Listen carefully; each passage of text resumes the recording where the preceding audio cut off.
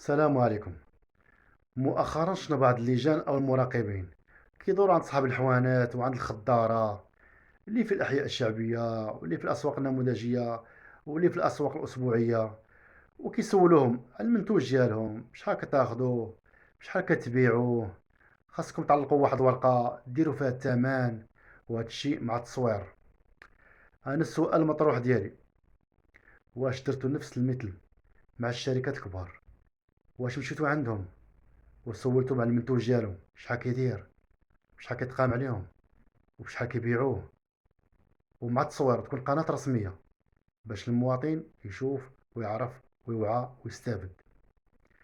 واش مشيتوا للضيعات الكبرى؟ واش مشيتوا عند الفلاحة الكبار؟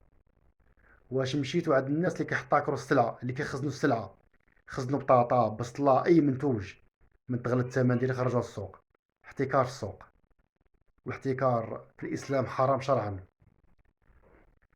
واش راقبتوا السمسارة؟ واش راقبتوا الشناقة، المضاربين؟ هاد الناس هما اللي اخطر، هادوم اخطر وباء، هادوم اللي سبوا الغلاء، هادوم اللي سبوا المعيشه والغلاء المواطن البسيط والضعيف. واش ما عطيش البصله 10 دراهم راه عيب وحشومه؟ 12 درهم بصله 10 دراهم. جميع الخضر غاليه، فواكه، الدواجن، اللحوم الحمراء، الحوت، البيض، بصل درهم ونص. أو هاد المواطن المغربي كيفاش بغيتو يعيش؟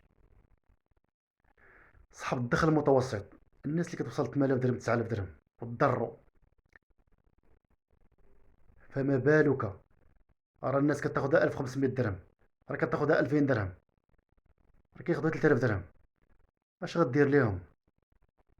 راه عندهم التزامات، راه عندهم طريطه، راه كاين اللي عنده كرا، كاين اللي كيصير العائله، كاين اللي كيصير على مو، كاين اللي كيصير على باه، كاين اللي كتلقى عنده ولاد كبار ومخدامينش كيصير عليهم. وزيد بغى الاسعار، مطيشه في اوروبا في نفس اليوم دايره 0.99 او موصلاش اورو، موصلاش اورو من نوع ممتاز.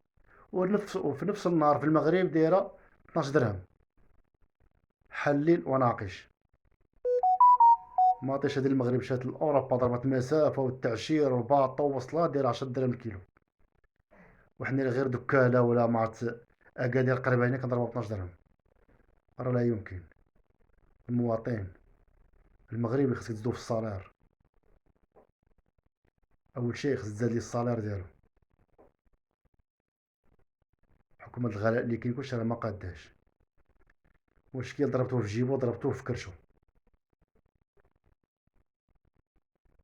مشكله مشكل عويص. هذا واخطر شيء هو هادشي غتوصلو بنادم ليه، ولا كيفكر غير في كرشو، ولا جوعتيه راه يقدر يدير شي مصيبه. وشكون السبب؟ هو انت هذاك المسؤول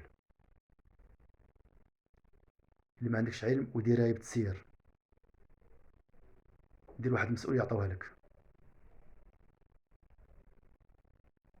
لهذا نقول اللهم إن هذا المنكر. السلام عليكم.